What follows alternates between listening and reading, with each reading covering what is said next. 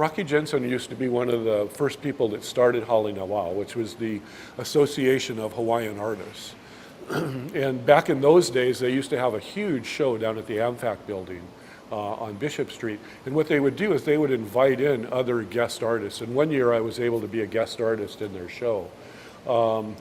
They were so popular back then that it was really amazing to me that over the years it kind of dissipated, and now you don't really hear about Hale Nawao that much anymore. But it would be nice for me, being an old guy, to see all of that kind of come back together, and because it was such a gathering of Hawaiian artists, and there was such a feeling of aloha and cohesiveness, and everybody was excited about trying new things and showing new things. And a lot of times I kind of feel like that's missing.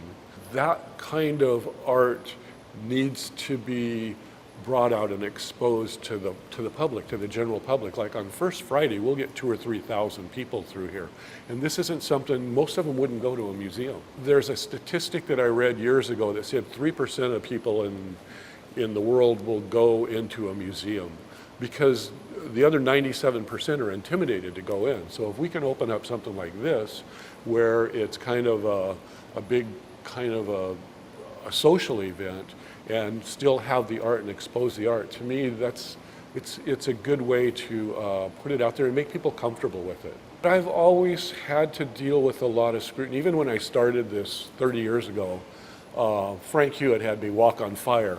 I mean, they were always asking me what I was doing.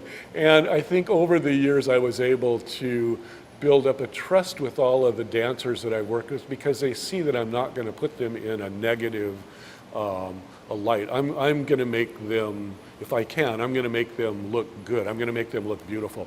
If they are part of my creation or my interpretation, they're going to be beautiful, because that's what I see. That's what I see in the Hawaiian people. That's what I see in the hula dancers. Some of the future objectives I have for the gallery is to bring down more people, like on an everyday basis. One of the things that we're doing to make that happen is we're trying to bring in a lot of Hawaiian musicians or local musicians here and have them play in the different galleries. New Orleans started out as art galleries, and Preservation Hall turned into a big place where all the musicians, entertain now, and the art galleries had to move upstairs in New Orleans. If we could do something like that with this little culture and arts neighborhood in Honolulu and bring people in, I think it would not only stimulate the economy, but it would also focus on the art of Hawaii and the people of Hawaii. And I think it would be just a great venue for the local people and for visitors. Hawaii to me is a very, very special place. And I've been here for 30 years. I really love it. It's a place that I would love to share with everyone. Actually, my father was here when they bombed Pearl Harbor. He was a Pearl Harbor survivor. And he was the one that kind of told me that the people of Hawaii and Hawaii was just a very, very gentle, beautiful place. And I was going to come over here and I was going to try it out for a year. My brother was surfing over here.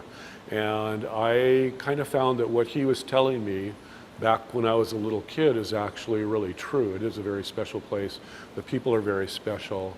And I feel really, really lucky to be able to be here and be part of it.